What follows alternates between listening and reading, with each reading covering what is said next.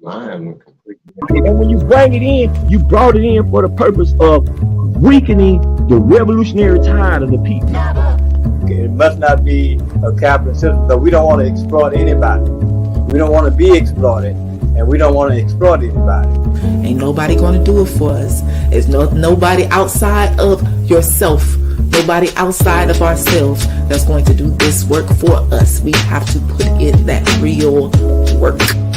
Because the better you are at exploiting people, the more successful you are within capitalism. We want to say salute to all our political prisoners, our POWs, our elder comrades in exile. The satisfaction we need as a people only comes through liberation and independence. Because we're not just building for self, we're building for the family, because the family is broken.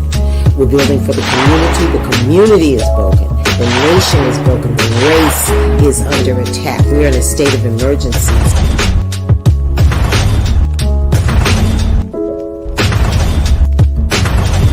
You're tuned in to the New African Broadcast Association.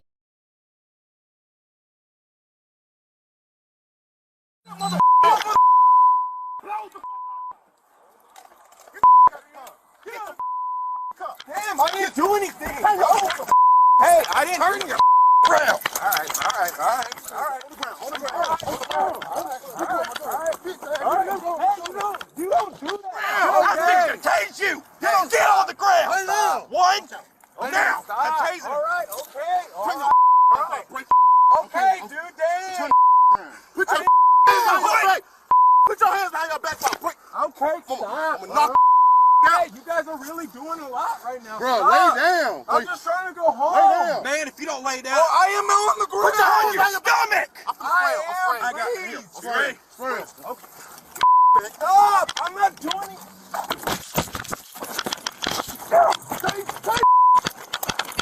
Please.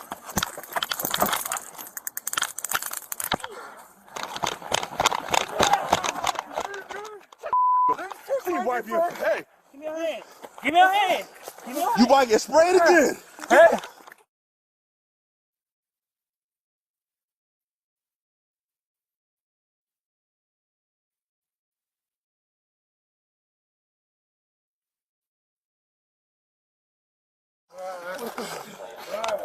Give me your hand. Give me your hand. Give me your hand.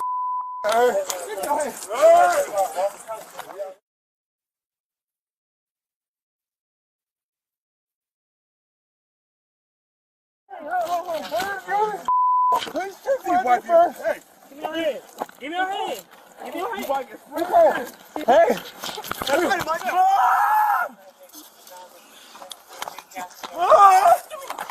Give me your hand. Mom. Hey.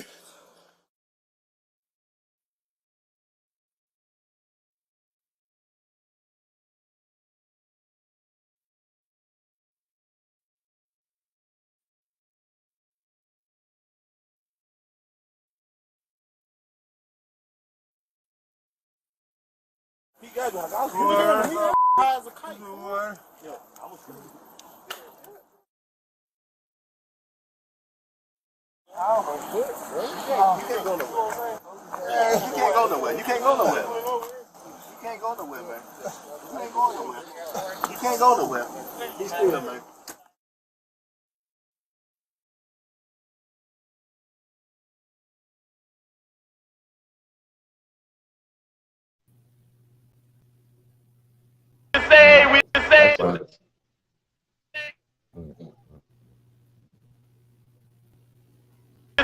We always say the Black Panther Party that they can do anything they want to us. We might not be back. I might be in jail. I might be anywhere. But when I leave, you can remember I said with the last words on my lips that I am a revolutionary. These are the voices of New Africa. These are the voices of New Africa. These are the voices of New Africa. Free in the land, and we ain't asking y'all.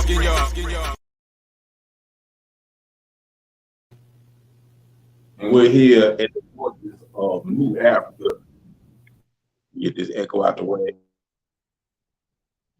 Yeah, welcome to another episode of the Voices of New Africa, the show where we educate the uneducated and re-educate the miseducated. I'm your host, Brother Prophecy, but always I got my comrades riding with me, and we are strong together. None other than the elder comrade Fadali, Baba Fadali, and my soldier right by my side who's been down from day one, comrade Kakaye.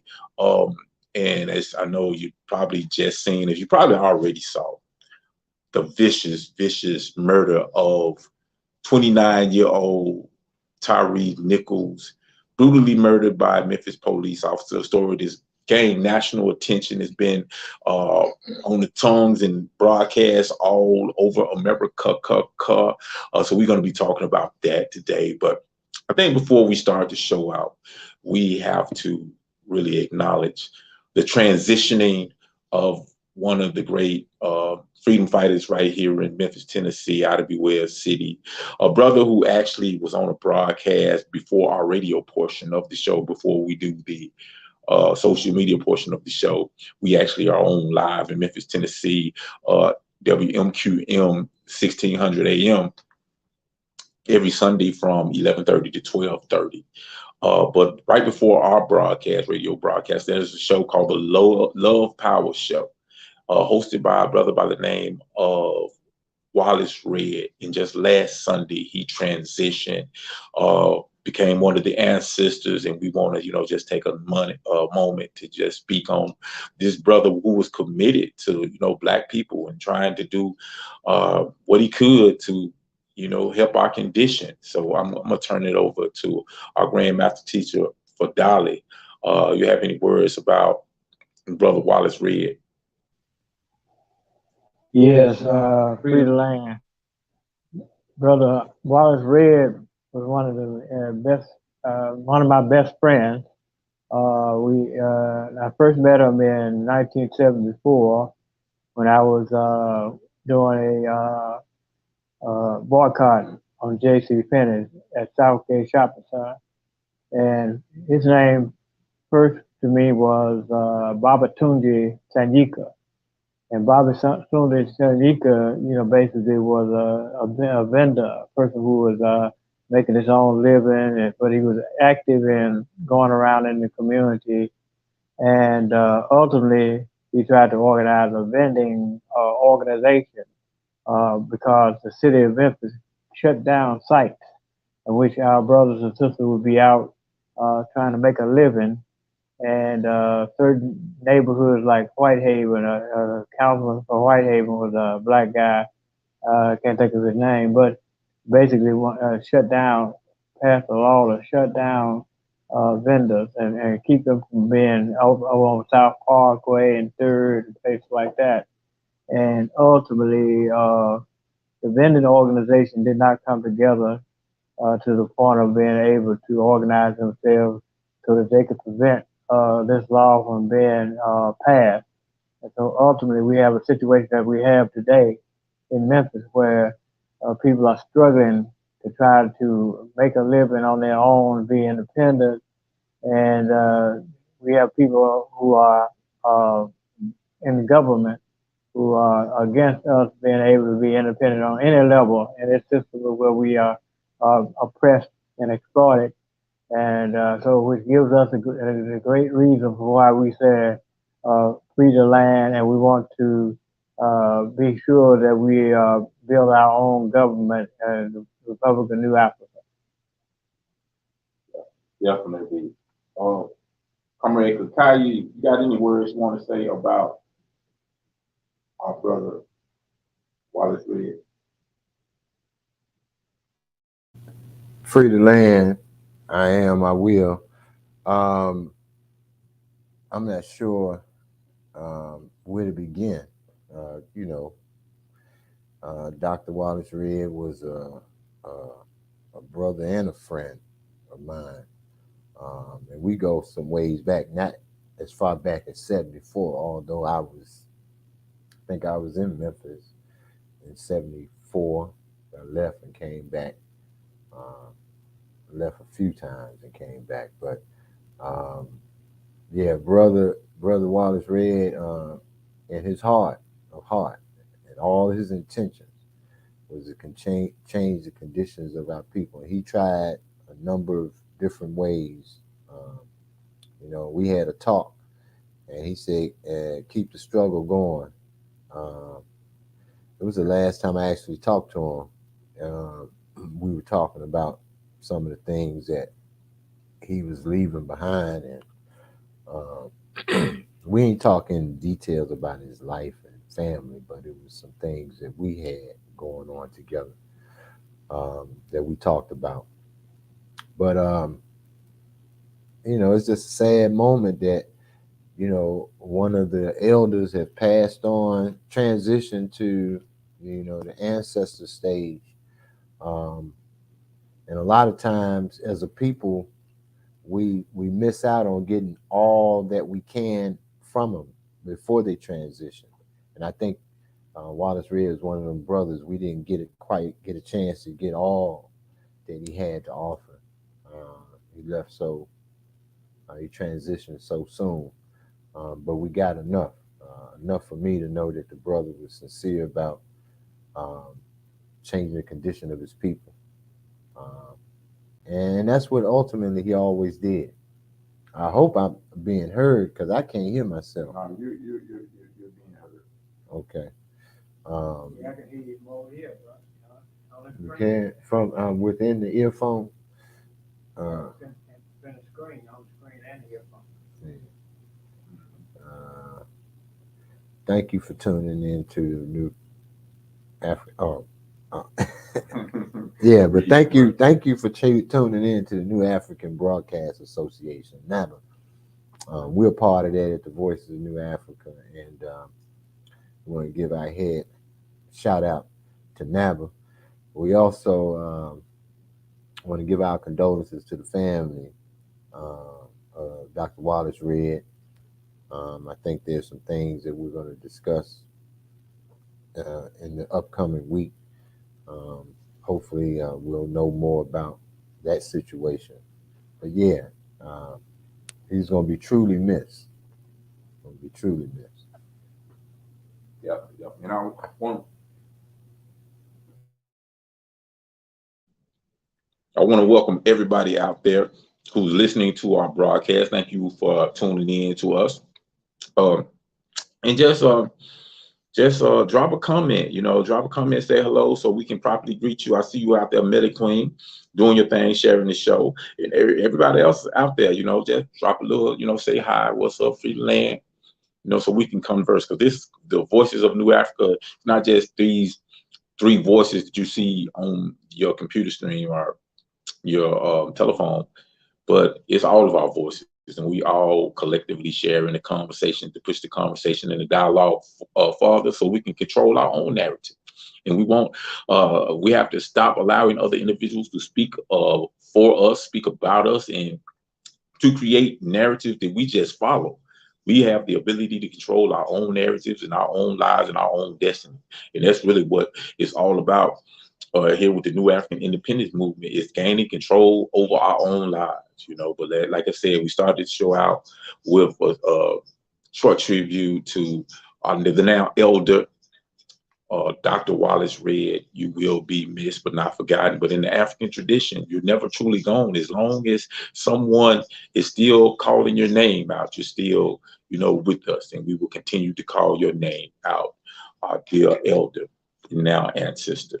But if you joined us at the beginning of the show, we played the Tyre Nichols murder tape.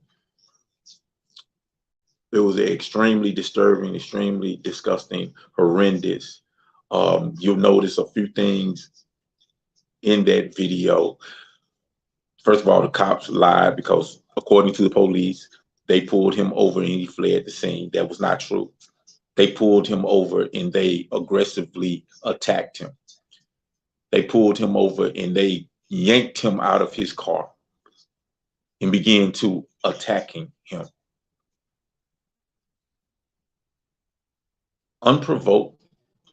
Even the sheriff said she could not even figure out why they pulled his brother over, because he was not aggressive really didn't commit any crime, far as we could even tell. They said he was driving reckless. There was no evidence of that. And there was no justification for them pulling him out of his car. Interesting thing I noticed about this particular video, and there's actually 4 videos, and you saw a composite of all of the videos in the clip we showed. But interesting thing about the video is they fired and arrested these 5 black cops, but there were more than just 5 black cops involved with what was going on with Brother Tyre. There were several more. What I noticed is the first individual to actually even tase this brother was a white guy. So, you know, the first question that I have is, why are we not talking about him? Why is it just these 5 black cops? And make it, you know, but don't make any mistake. I have no sympathy for these brothers who committed this this vicious crime. But I'm just saying, keep that same energy for all the police, for the white ones too.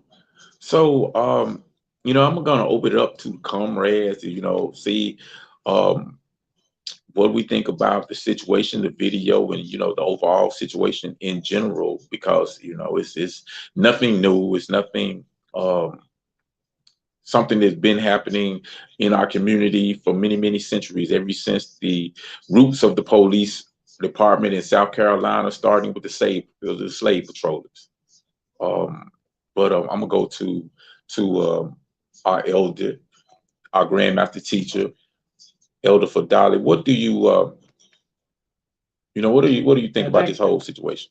I think we should not be tricked by the strategy of the police and the so-called officials, including the president, of trying to produce peace without justice. And so, you know, all of all of these ministers in Memphis, there's only one minister that, you know, that I saw that did a good job in terms of saying that you can't train no police out of this viciousness. There's no way that you can deal with, and he mentioned other instances in which people would die. Brother died in 2015, being up, you know, killed by the police.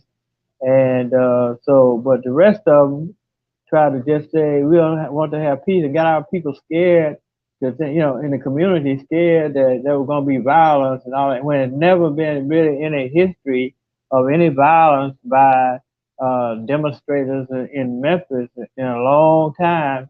And I go back to 71 when Elton Hayes was killed by the police and the sheriff's department deputies. And he never got justice. 8 people went to trial, and none of them got convicted. One that beat this 16-year-old boy who was driving his father's truck, you know, who had taken it, you know, without his permission, and they wound up beating him to death. And there's no justice. There has not been any justice from those white police officers and sheriffs that beat up Elton Hayes, and that was in 1971. And there are many other instances in between that time. And when we talk about, and then, but I think the main thing is, and looking at this whole thing is this Scorpion gang. There's a gang of police called the Scorpion, and they have been beating people and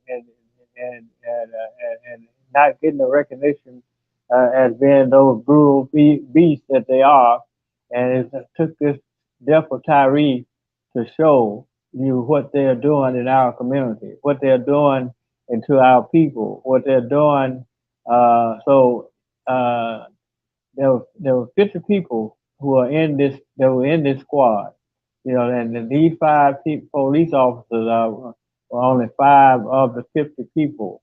And just imagine what all of these, you know, this gang is doing in our community. And we've had Blue Crush, and we had Jump and Grab. We had all kinds of situations where the police have used their power to brutalize and frighten our people and put fear in our people. And they further wanted to put fear by saying that there was going to be a riot if they showed the tape.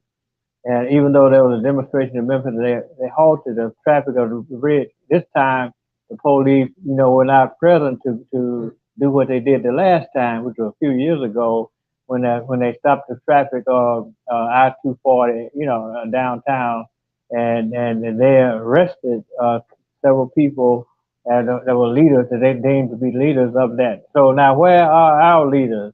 Our leaders are talking about peace, and we're tired of hearing this kind of refrain and dealing with our people because, if we go back to look at all the circumstances, we'll see that the police are the occupying army in our community, for the white power structure, for the all the capitalist powers and all that.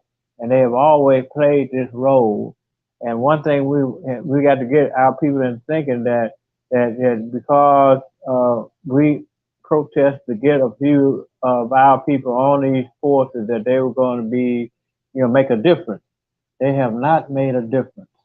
They will not make a difference because they are part of and parcel of an exploited police state in which we are called the so-called United States. And we, this is why we're saying that there's no remedy, all remedies have been exhausted, because we've gone through all this.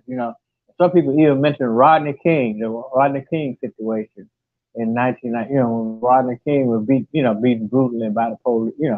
And but there's many other. I mean, it's countless number of situations that we can't even repeat on this station. How many instances that we know about that the police have. And Memphis, Tennessee, is one of the top forces that have brutalized and committed homicide against our people. And these are the kind of things that we have to begin to look at.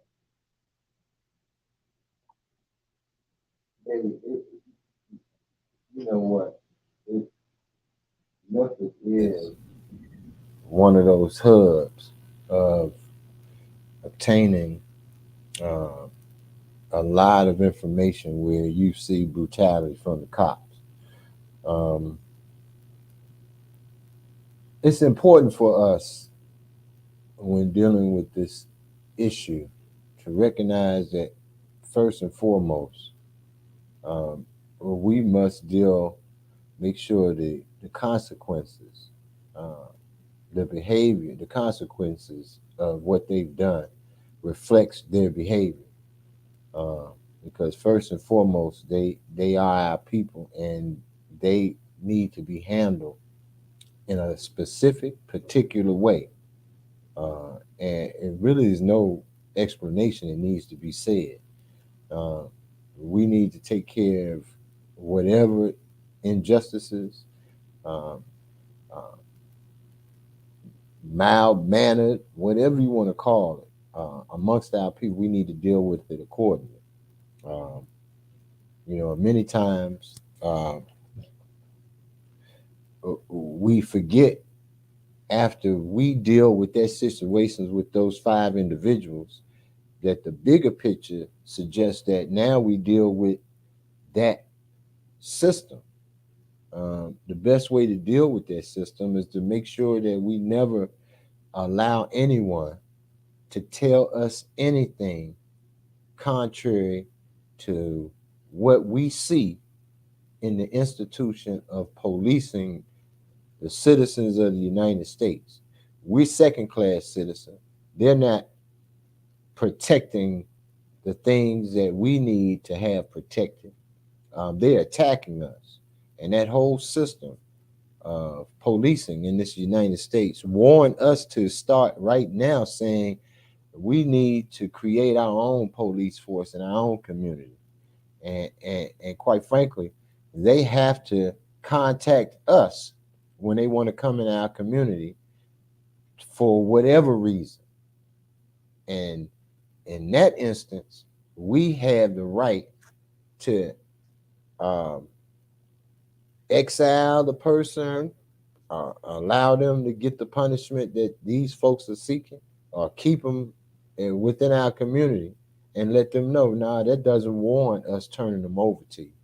Just like you do with the Russians and all of these Soviet bloc nations that you have treaties with to release and negotiate contracts to make sure that you have a fair exchange.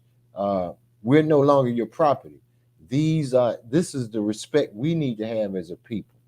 And anything that goes on in our community, we gonna handle it, and we gonna handle it appropriately. We don't question it. White people or the powers to be in this system may question it, but it's irrelevant, because what we know to be true is what we go by when we apply the consequences behind the actions of our people. But we cannot no longer forget those two. We deal with the individuals according to their acts and what they've done wrong, and the consequences amongst us will always match the behavior in which they displayed, and that consequence will be applied with or without their system. Those consequences, they're gonna have to. It's gonna be whatever the white man judgment is, but it's gonna be our judgment within our community. You best believe that.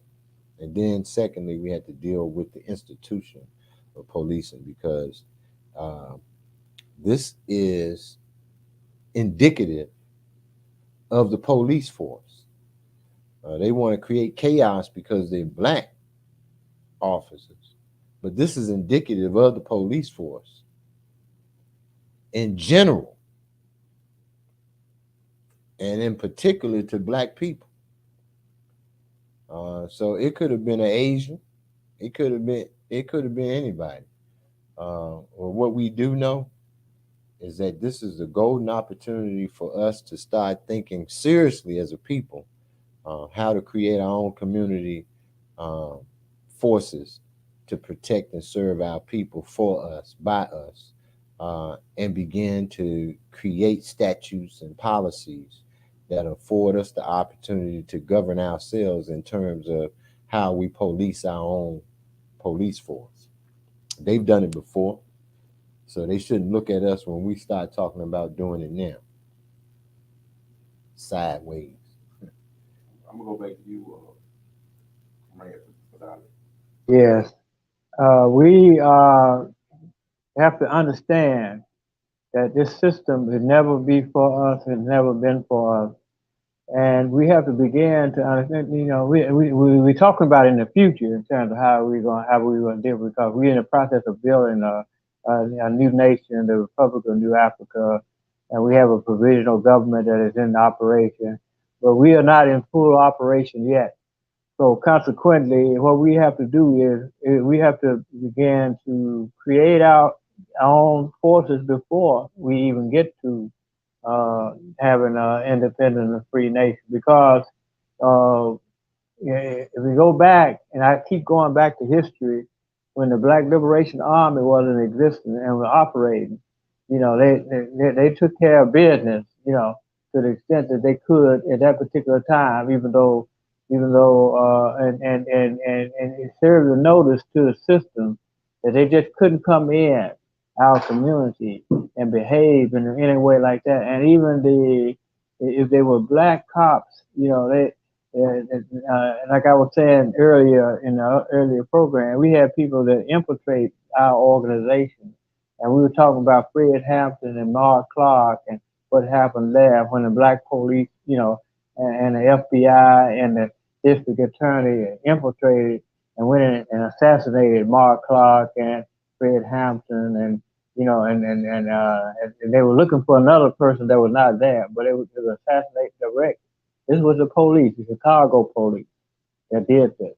And we have in Memphis, the assassination of King that had been pointed to that a Memphis police officer actually was an assassin in a King assassination here, and the police had rioted in Memphis and beat folks' head in the last march that King was a part of.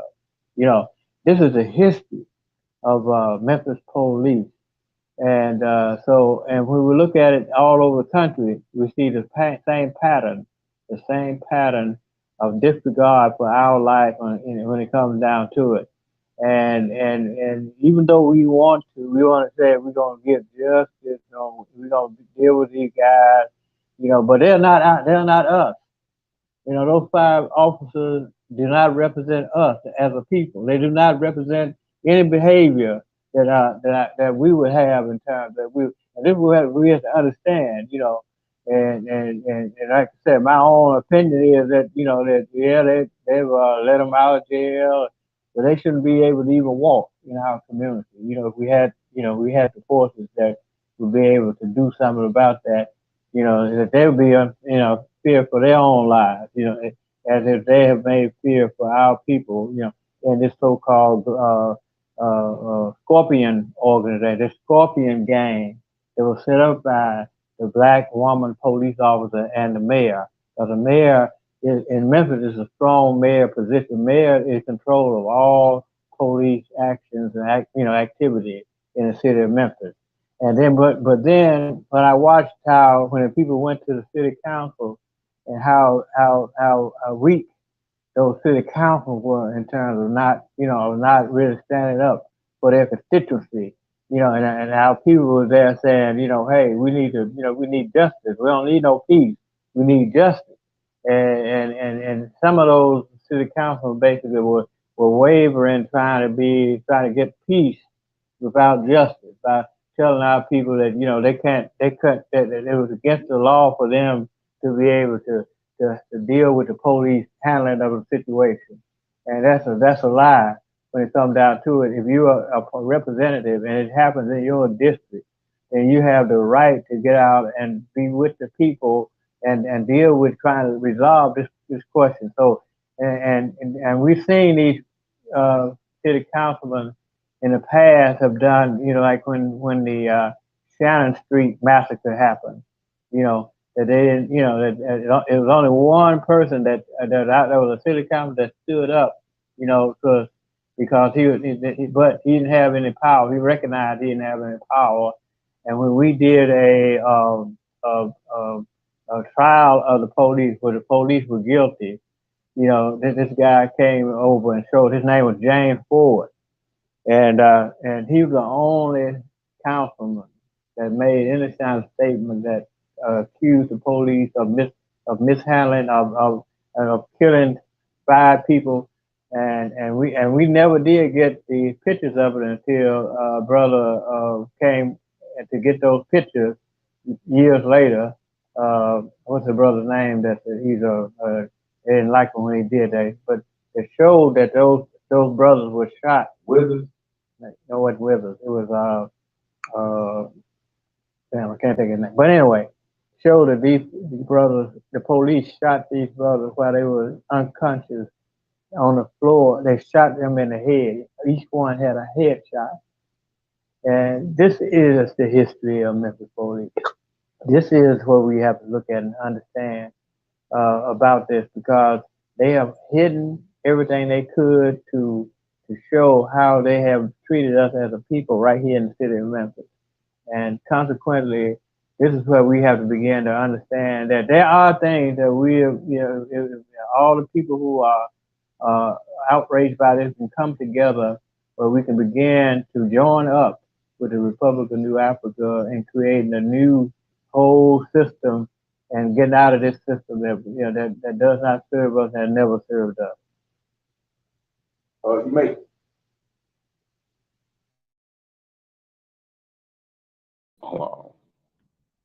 make a lot of good points, especially when we're knowing that we're seeing a pattern. These type of things happening over and over and over. What happened to our brother Tyre Nichols is nothing new. Matter of fact, we talked earlier about how this is just a few miles away from where Darius Stewart was murdered. And the officer who murdered this brother, Darius Stewart, which is a young brother, younger than Tyrese, he was a white guy, and they didn't treat him the same way that they treated these black police officers. But nevertheless, there is a clear pattern of brutality within policing, not just in Memphis, but really all over the country. Where you see a large concentration of Black people, you see a problem with the police. You see brutal police tactics. The Scorpion unit, this gang unit, this gangster criminal organization was a task force that was put together to address the gang problem in Memphis and high crime area, supposedly the high crimes area in Memphis. But these individuals consequently just served to brutalize the people. And there are examples after examples after example. In fact, there were individuals who were complaining and trying to sue and bring charges against this task force called the Scorpion Unit.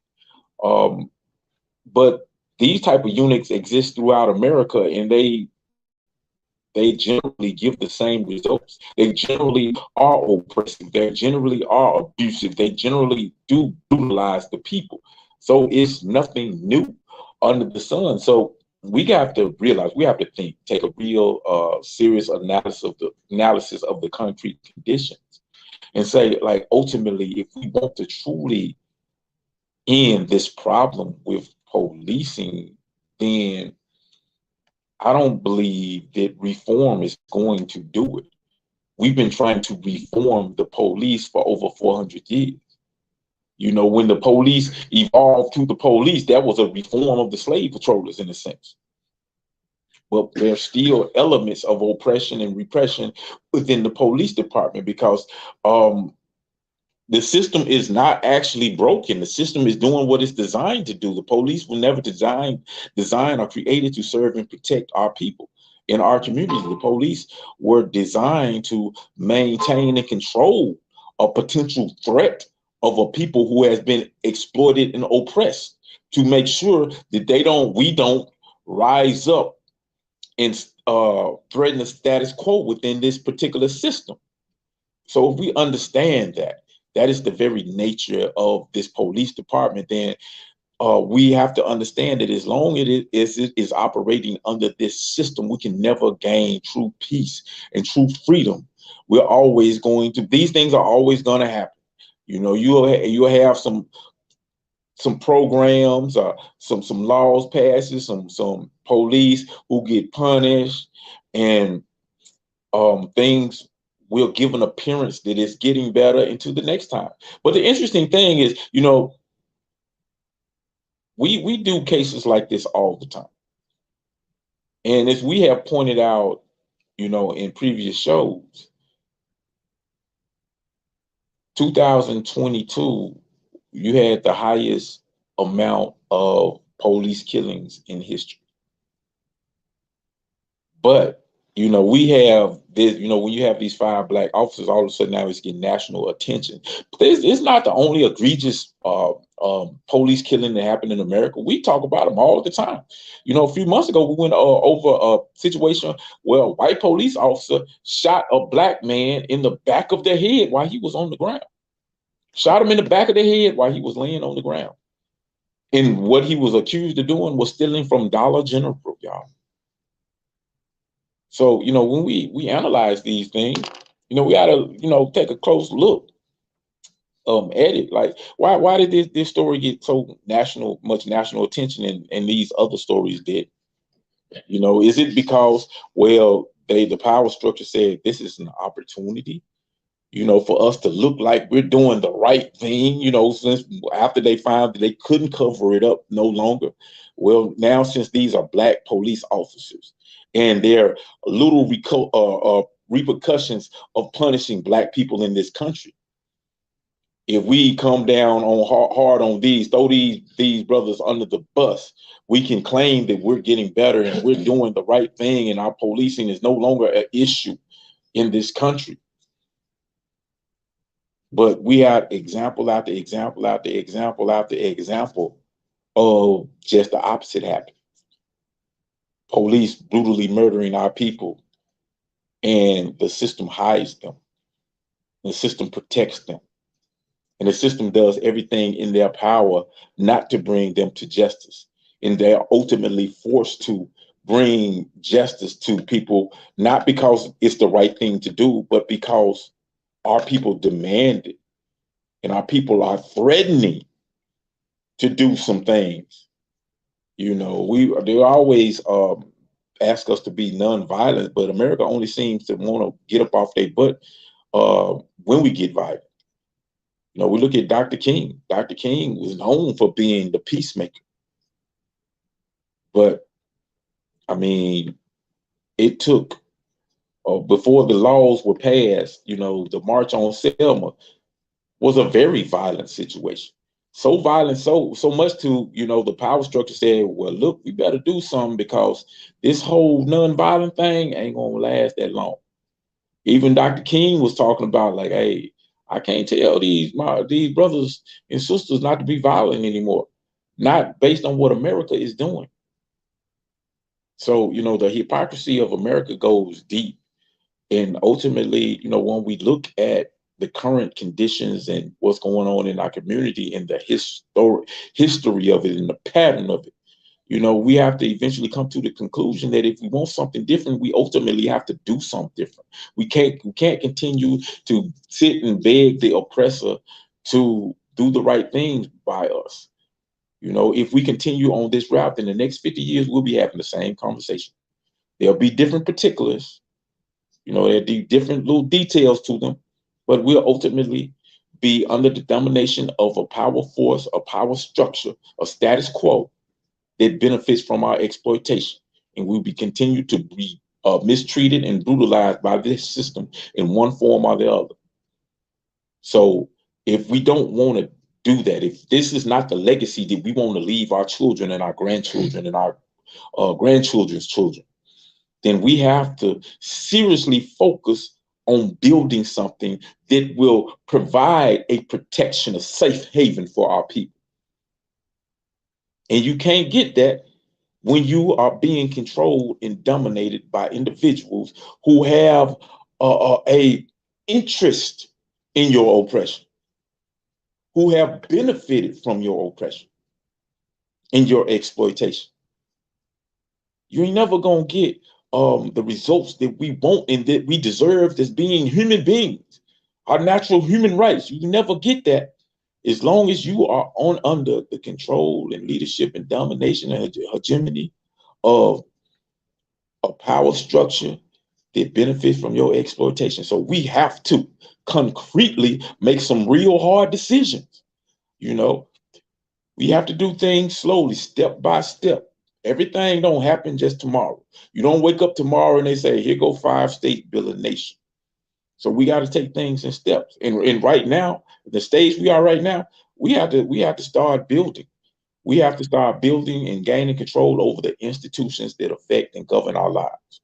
That's something that we can do. We can do that now. If we just redirect the resources that we have in our community and start using them to build up our own community, we can do these things now.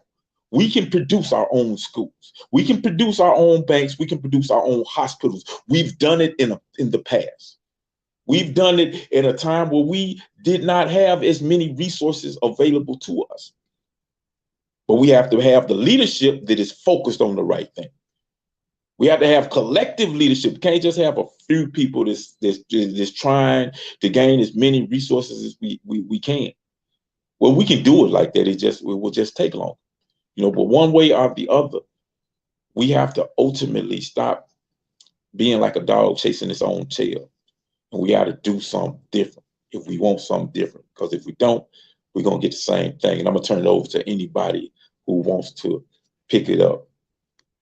Grandmaster Teacher. Okay, Thaddeus Matthews was the name of the guy that had got the pictures of the deaths of those 5 men that were assassinated by the Memphis police in 1983. I said, down with the police chief, down with the mayor, down with all of those people who are in charge of these circumstances. In other words, that the minimal that can happen is that we get these people removed from from being a part of that whole project. And then we'll see if people are serious about, transforming the so-called police. Well, we know that they are not about transforming the police part. We know that. But I said, down with Chief, what's the last name? Day, and down with Strickland as mayor, down with all those people that are under them who who have participated in this violent altercation, this violent death of Tyre Nichols. And I said, down with people who are just saying we need peace without justice. Down with all those leaders that have been cooperating, are trying to cooperate with these people. Yeah. I want to go to our social media platform to the people out there chiming in. We want to say what's up to everybody. Make sure y'all send a like, drop a comment, let us know what's on your mind. Melly Queen, you're always doing exactly what we need you to do, sharing the word about this program. Melly Queen said they deserve everything that they get, but these people are using this like this is the most egregious act of these, and you got an emoji which represents these European people. Let's not forget young baby Tamir Rice, unalived in less than 8 seconds, and Ayanna Jeffries, I think it was Ayanna Jones, but Ayanna Jeffries and the rest, keep that same energy for all of them. And I'm agreeing with you 1,000%. Tamir Rice, young man, how old was Tamir? 12 years old, I believe. Matter of fact, the police pulled up. Now, Tamir, individual called him because he was playing with a toy gun. He's one of those toy guns that look real. Now, the individual that called him said, hey, this kid is playing with this toy gun. It's probably a toy, but somebody need to get out of here before somebody gets hurt. Need to talk to him before somebody gets hurt. Now, honestly, the guy who called 911 was rational. He made sense. He's just saying, well, somebody might mistake it for a real gun and somebody might get hurt, but it's probably just a toy. And the police pulled directly up to this brother and shot him within 2 seconds of arriving to the scene. 1 8 second, it was 2 seconds. They pulled up, bang. And he didn't even have the gun out. He had the gun tucked into his pants. That was young, 12-year-old Tamir Rice. And you say Ayanna Jeffries, I think it's Ayanna, or maybe it is Ayanna Jeffries, but I think you're talking about the young sister. Jefferson. Yeah, but I thought it was Ayanna Jones. Well, I know it's a young sister, 7-year-old girl. 7-year-old girl who was shot in the head by the police. Broke into their house, serving a warrant. And I think it was a no-knock warrant, and shot this 7-year-old girl in the head. Terrible. Terrible. I see Melly Sunshine. This is actually my first time hearing from you, Miss Mary Sunshine. Good to hear you. Welcome to the Novel family. We have a good time and we appreciate your comments. I recognize the name because her son is an MMA fighter, if I'm thinking about the same Mary Sunshine, who actually been on the show before. A good friend of mine and a comrade who, man, we need your son out here because he was a strong, powerful image, because he always represented us in the ring, inside the ring, outside the ring. So it's good to hear from you, Queen. Mary Sunshine says, yes, we can, but the issue is that we seriously don't want to do it. Too many of our people are out there here faking, and and it's easy. It's so easy to get wrapped up in all of the negativity that's going on. But honestly, we try to focus on the positive and build on the positive, because we always gonna have the naysayers and those individuals who have a colonized mindset and is acting on behalf of this American empire that is against the self-interest and best interest of their own people. But we can't get frustrated within that. Those of us who know have to build, because if we understand the laws of development, we have to be scientific in our approach. Things develop from the simple to the complex. That's why we have what's called a protractive struggle. A protracted struggle meaning that it's over a long period of time. And we got a plan over a long period of time, and each generation is responsible for moving the needle just a little bit farther and farther and farther. If you look at the example of China, about 75 years ago, after the Communist Revolution, China was looked at as a so-called third world nation. But they implemented 100 years plan, Mao Zedong. And within 75 years, China has grown from being little, what I guess Donald Trump would say, a crap hole country, to being a superpower. So, we have to not get frustrated when you see the behaviors of our people and the lack of because many of them are not to the point where we feel that they should be, and understand that we have to think long term, and we have to understand that we have to create the blueprint. Well, the blueprint is actually already created. It's already created. We just got to pick up the blueprint, and we have to advance the blueprint, and we have to update the blueprint, and we got to leave it to our children. We have to properly educate our children so they can pick up the blueprint.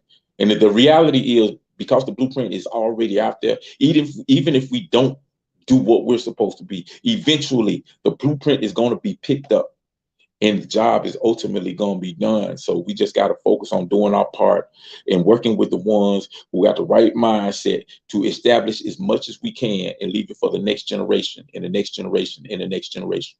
Because things develop from the simple to the complex. It's a simple science. It's going to happen. It's going to happen. It's just a matter of us playing our part to make sure it happens in the manner that we want it to happen. So thank you for those comments, Sister Mary Sunshine.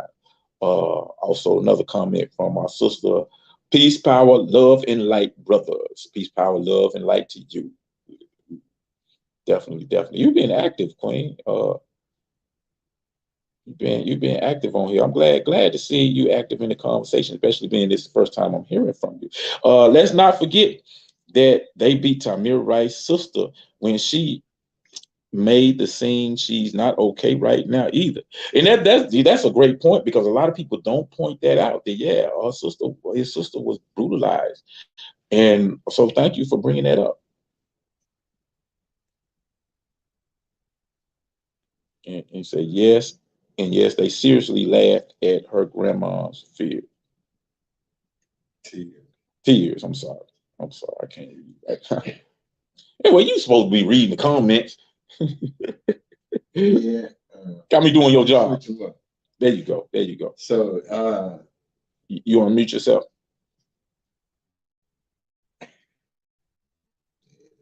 Yeah, right. Yeah, so Mary Sunshine, how you doing, Queen? A pleasure to hear from you. And she goes on to make a comment. Yes, my firstborn son is Kwawi al-Afriki, who is now caught up in the belly of the beast of the prison industrial system. And we understand how the prison industrial system has acted on all of our potential warriors, and warriors that haven't been created yet. And they're making sure that area of support is diminished almost entirely through their actions and their deeds. And one strong, important factor is the prison industrial system, the industrial complex, which they've managed to capitalize on that and make that a cash cow for them as well, which all leads us to one thing, and that is we need our own independent sovereign nation, mainly so we can begin to create the laws, policies, and statutes, develop the individuals that will make up our forces. Many of us don't realize that the first line of defense for our oppressor is the police force. And they have had an opportunity to develop them the way they want them to develop them.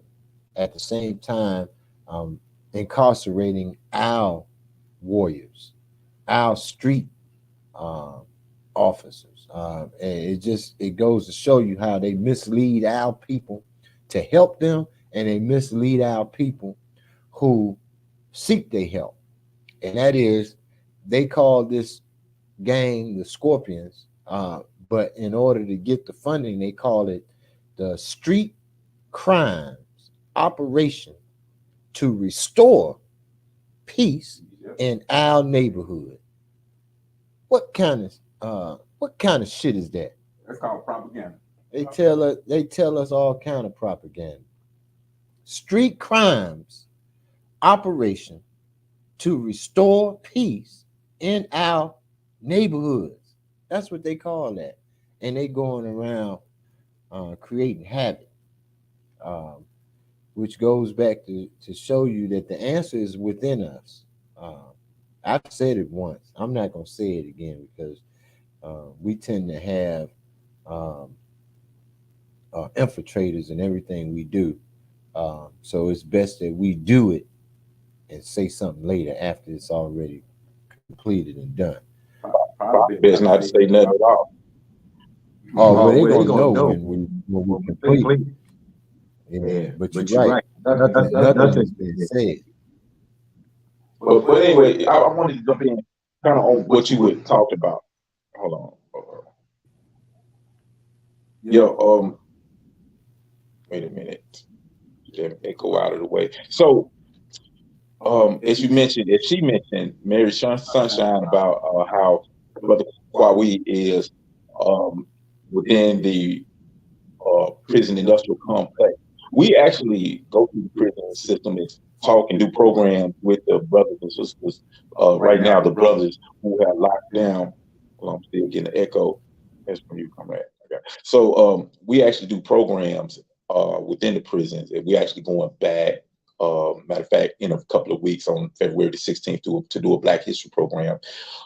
But one thing that I always say, that interacting with the brothers that are behind the walls, we find our most intelligent, our most brilliant minds, our strongest warriors in the camp, locked down, in the belly of the beast. And I mean, it's interesting because it's like, it's positive and negatives in all things, and unfortunately, many of those brothers who we meet with have had to go to prison, had to be incarcerated before they actually learned about themselves, learned about their history, learned about their culture, to be really elevated consciously, to give any kind of political awareness. And I thought about that the last time I went to the prison system, and I was like, why is that? Because I'm looking out here at the public school system, they're increasingly making it more difficult for us to even learn our history, to learn anything about ourselves. In Florida, they just made a law where they rejected AP African American Studies classes. They're already creating laws that outlawing any type of teaching that offends European people, offends white people. I was looking at this conference. This white guy said, "Oh, my daughter came home, and she was crying because they taught her all the mean and terrible things that our ancestors done to Black people and brown people and red people. It's just wrong that you're making Susie feel so bad." And I'm thinking about that. Okay, your history makes your children feel bad, but then I think about Emmett Till, murdered at age 4. I think about those 4 little kids, four little girls in Alabama who was blown up in church while they was praying to the Jesus that they gave us. I think about all the children who were lynched under this system of oppression. Think about the first person, the youngest person ever murdered by execution, a young Black boy. I think about all of children who were separated from their families in chattel slavery, ripped from their mother's arms. And I say that to say this: if our children can go through it, then damn it, your children can learn about it. Don't nobody give a damn if it hurts your feelings. If the truth hurts your feelings, then your feelings need to be hurt. Point blank. But I mean, if we are in a society where we have to struggle and fight and get persecuted just for learning our own history, well, damn it, we probably don't need to be in that society. We probably don't need to be sending our children to those school systems. We probably need to be focusing our energies on creating our own schools. And we can do that. We can do it. We just got to have a collective will. Not necessarily all of us, but just enough that's willing to say, yo, we're going to do something different. You know, a lot of times our people like to jump on things that are already in motion, already going. You know what I'm saying? So you got to have a dedicated few to get the ball rolling, and then everybody see, oh, that ball is rolling. Let me jump on that train with. So, you know, that whole concept, man. There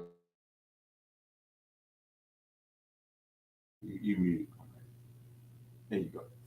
That whole concept of looking at what they've done to us and comparing it and analyzing it and all of that. If we as New Africans want to be real about the situation, then we have to understand that's their shit. They can do what the hell they want to do with it, and they letting us know that they gonna do what the hell they want to do with it. Stop trying to jump on that bandwagon and make them out to be something that they don't want them, that they not. They're not human. These things are natural for them. We got to understand that this is their stuff. This is how they gonna do it. They control it. Let's start thinking clearly about how we can get to a point with our own independent sovereign nation that we can do what we want to do. And we would definitely do at least something different than what they doing. And I don't care what it is. If it's not redlining houses, if it's teaching history in school, if we don't understand that we got to have our own in order to have total autonomy, then you lost, people. You lost. It's all right to allow the elders who have lost energy in trying to fight, and they can't really fight our fight for us no more. They're too old. I had one tell me, I ain't running no more.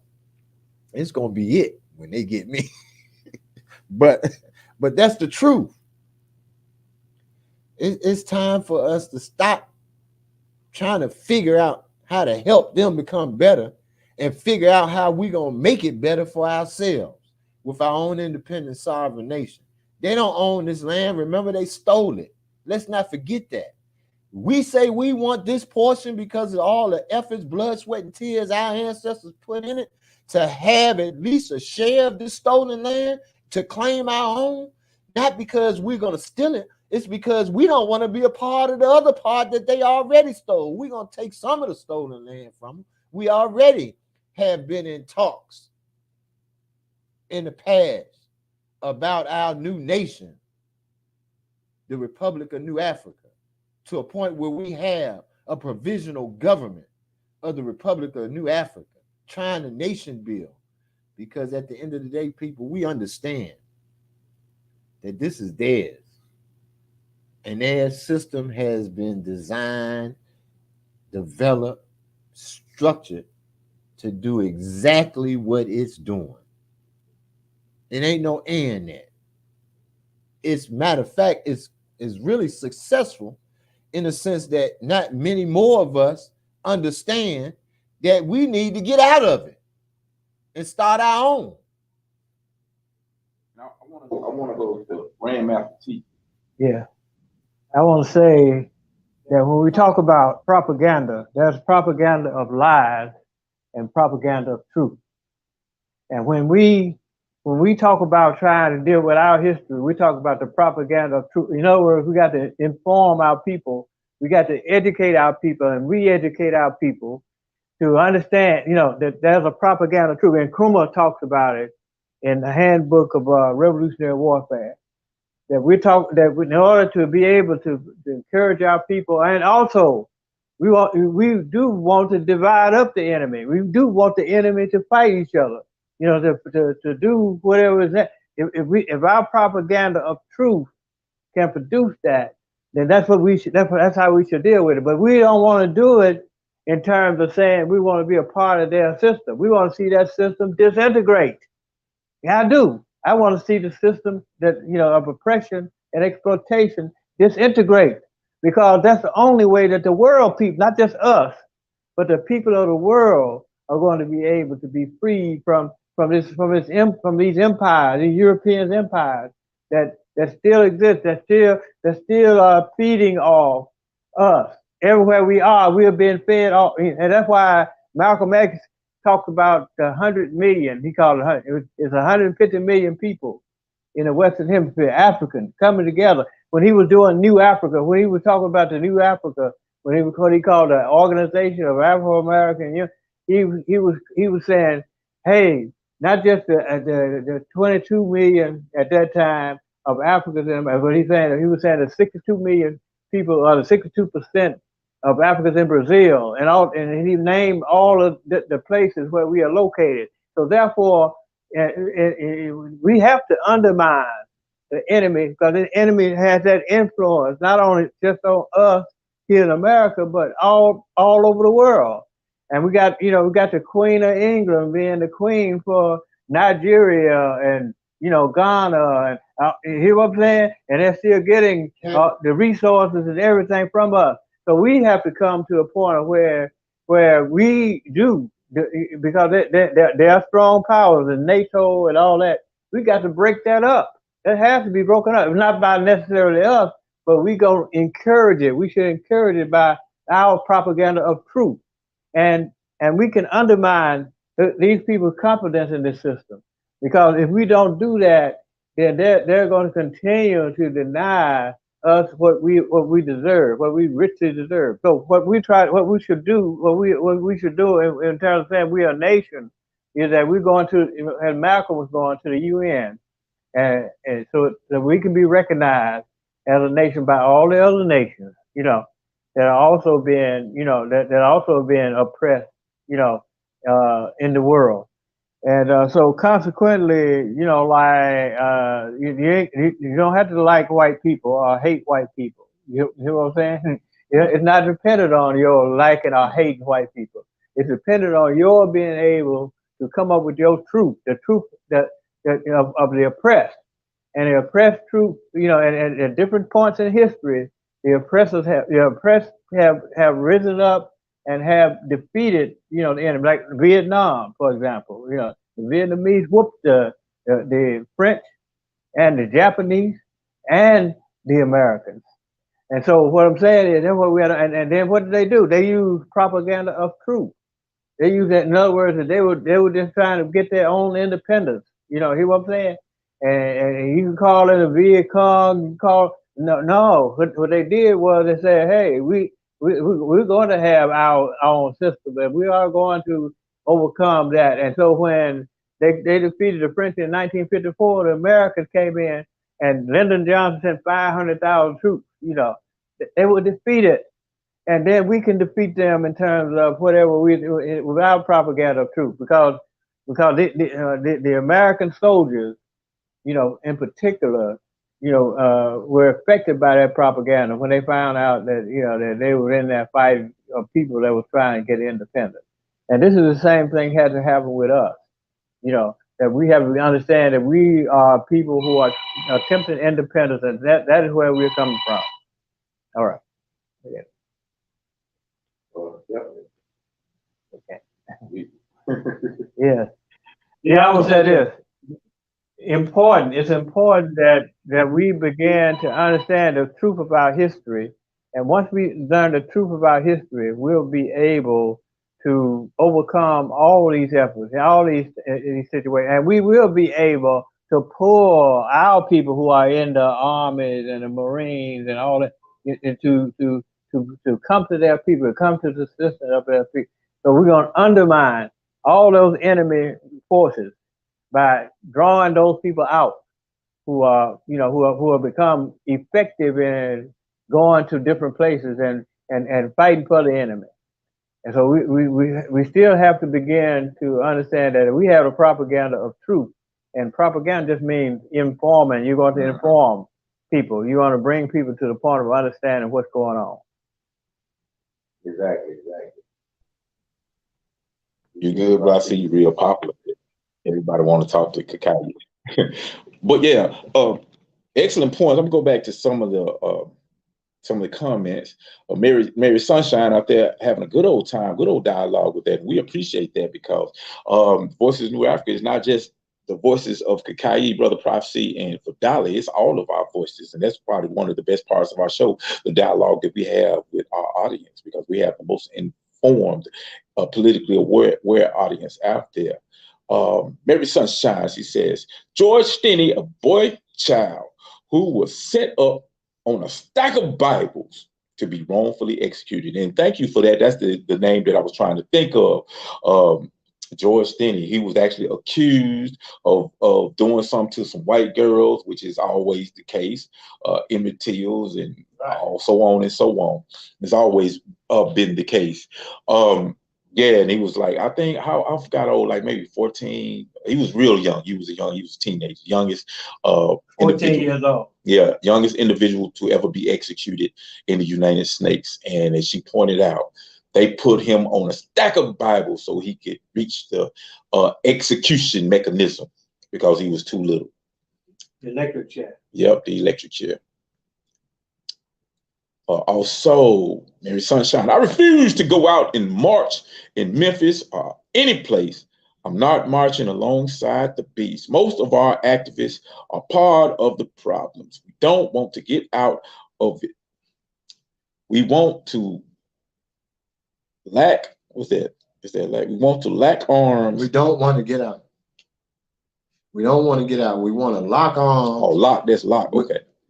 Yeah, lock arms with the arms meant to destroy us.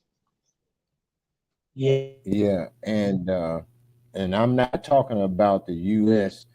This comment is about them, not us. U.S. are not going to be televised. We are not going to be. Us are not going to be televised, and the world, the white media does not want the world to know that we exist, but we are. Yeah, I mean that's a really good comment. It is about, especially about our activists and those who are supposedly in leadership positions, who are not trying to do anything for ourselves, not trying to struggle and fight to create something that is going to empower us and empower our children, but instead just trying to reform the system. And a lot of times, this is something I always say, a lot of times we misunderstand freedom and liberation for being accepted by white folks. I mean, right. it's like a lot of times we've been trying to get the attention and the acknowledgement and the validation by the European power structure, because under this system we've been told that white is right and black get back and black is wrong, and all of these type of propaganda, negative things that have been placed into our mind to create self-hatred amongst our people. That the ultimate goal of some of our leadership that has this colonized mindset is to be accepted by white people.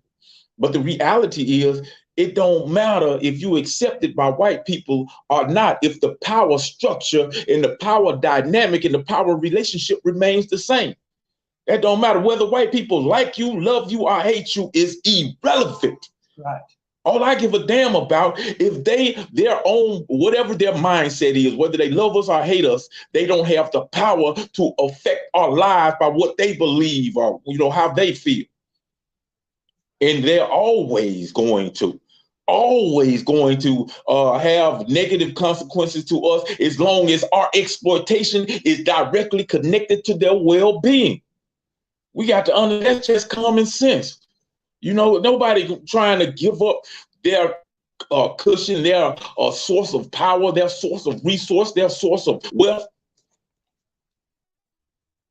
just because, hey, it's hurt somebody else, especially when they've been doing this for hundreds and hundreds and hundreds of years. They've been benefiting off of our exploitation, off of our brutality and oppression, and it has led to wealth and power and influence of them for all of these many centuries. They ain't just gonna give that up because we don't like it and we want them to love us like you know they love themselves. So we got to stop that. That's the wrong tactic. We shouldn't be trying to make them love us. It ain't our job or our responsibility to make them love us in the first place. Right. Give a damn what they love. Like, you don't like me, I don't like you either. But our job is to empower ourselves. And the way we have to empower ourselves is we have to gain control. We have to take control from them and gain control. Put the control and the power in our hand, and that got to be the focus of our struggle. So I'm with you on that, Queen. Mary Sunshine. You said, understood, however, I do not like nor love them. And that's completely understandable. All right, that's completely understandable. If you love yourself, you tend to hate those things. You know, when you love yourself and you love your people, it's real easy to hate those things that come against you and your people. And if you understand history, it's real. It's really, really, really, really, really, really, really, really, really easy to form a great dislike for these people who have oppressed and brutalized us for so many centuries. So I'm with that. You want to take over to read the comment? Yeah, because I know we about ready to end. And then the young boy. Unmute yourself. George. Unmute yourself. George Stinging. He was accused of murdering two gray girls. White girl. Yeah, I'm gonna call them gray girls. She called them something else. Mm-hmm. Shit girl. I ain't ashamed to call them whatever they is. I think he was 13 at the time, and he was small in size. They ran his family out of town and killed him, even though there was a white man who confessed to the crime. I didn't know all that. I didn't know a white man had confessed to the crime. Meaning the televised non-lives matter and all of the Christian zealots. But they will not show the faces or broadcasters of voices that are speaking true power into the people. You're absolutely right about that. And because we know what we're dealing with. That's why all remedies have been exhausted. We don't need to ask them nothing. We don't need to try to fix nothing. We can make things more comfortable for us while we build, and create our own independent sovereign nation. And that's only because we have to sustain ourselves in this system. And the best way to do that is to figure out how to feed, get your food, clothing, shelter, with the additional needs that they've created in this culture for us through social engineering. We got to have communication, health, education, and transportation.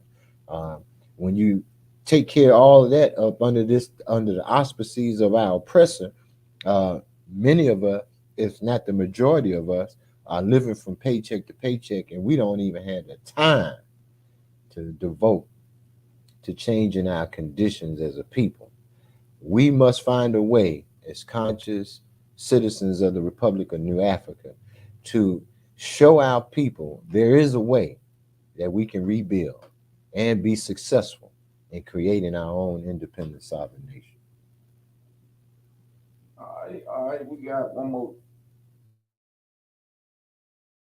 See that one, I got carried away. And they show Black Lives Matter because they are not truly for the people. I'm actually typing.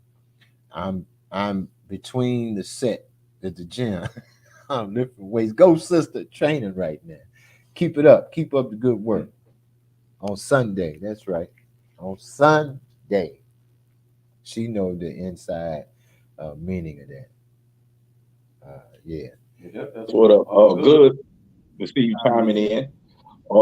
we always appreciate the dialogue, and good you taking your personal fitness and health in your own hands. That's something we always got to stress. We always got to be healthy. No point in what I won't say is no point, but I mean, we kind of defeat the purpose. We talk about freedom, liberation, and then our health is failing, you know, because under this system, everything is corrupt. Even the food that we eat, they create food deserts for our people. The quality of food in America is some of the lowest quality food in the world, especially within our communities. You know, the Krogers in our communities look a lot different than the Krogers in the suburbs. You know, I was interested. I'm looking at, you know, Kroger, and I'm like, damn, they sell malt liquor in Kroger's. You know, not in Germantown, but in South Memphis. But we want to thank everybody for tuning in. Thank you for all of the energy and the support and the efforts. We are here every week, every Sunday, live on AM 1600 WMQM from 11:30 to 12:30, and from about 12:40 to whenever we get off, we're live on Facebook. And throughout the week, we have NABA program you're listening to and watching, the NABA New African Broadcast Association.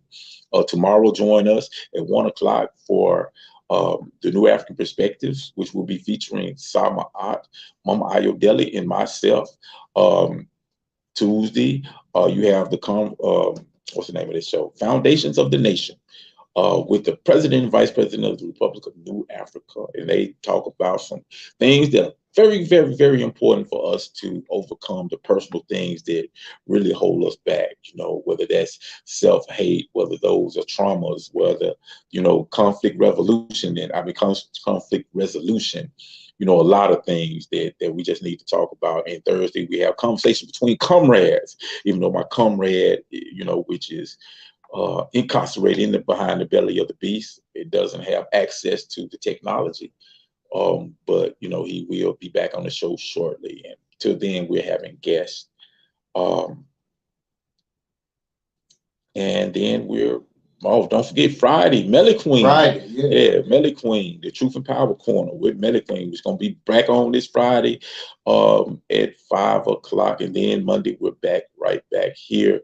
And Melly Queen just dropped all that information for us right there, so you can get all the information. So join us through all our broadcasts. I'm going to turn it over to my comrades. They have any final words? Comrade Fadala, you got anything you want us to tell the people before we get out of here? Yes.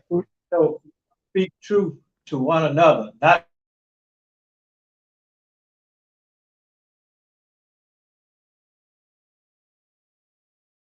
Yeah, right. There you go. Okay, so we must speak truth to each other, truth to our people, but not truth to power. Power already knows where it stands. Power, so we don't have to be trying to get them to release us from anything, because they will not do that. Power will always keep its power. And so therefore, all these people who are call themselves the leaders of our people, who are still saying they are speaking truth to power, they actually are wasting their time. And so therefore, our people need truth. And that's why we're saying that we want to educate the uneducated and re-educate the miseducated. And we want to make sure that we put this truth out here so that people would themselves come to understand why they must study for themselves and study the situation and see that what we are talking about is something that can be verified very simply by doing our own research.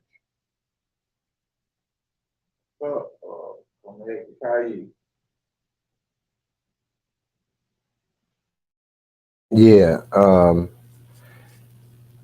I just want to say that, you know, in particular, in general, we have to live our lives to strive for liberation of our people. And many of us will be surprised to understand that when we begin to go in that direction of nationhood, having an independent, free, independent, sovereign nation, governing ourselves, having our own economic system, the revolution at that point would be a way of life for us. It will be an abrupt change in the way of life that we live. It will be a lot different than what we're living in now. It'll start with the simple, and we get complex along the way.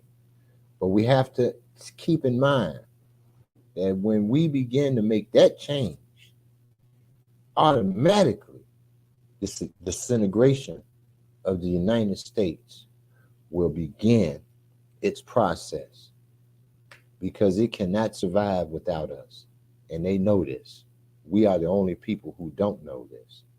And I'm here to tell you now, let's focus on liberation and freedom and developing our own independent sovereign nation, and be a part of the growing movement of the new African independence movement to develop and build a nation called the Republic of New Africa.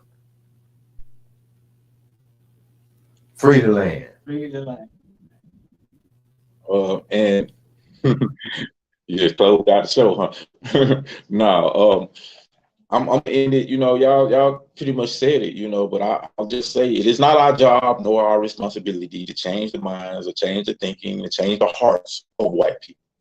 We need to focus on our own minds, our own mentality, our own hearts, and our own struggle, our own community, our own family, our own nation, and our own race.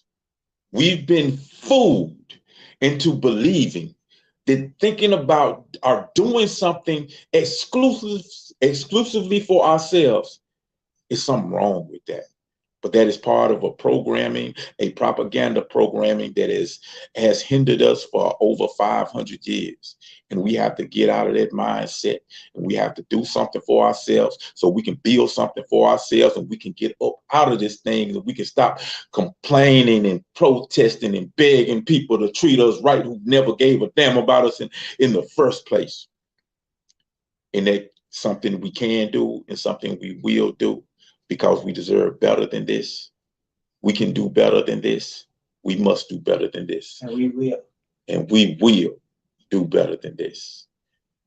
And I'll leave it with the comment from Mary Sunshine. She ended the show out with, like we like to end the show out with, free the land. The land. See y'all again.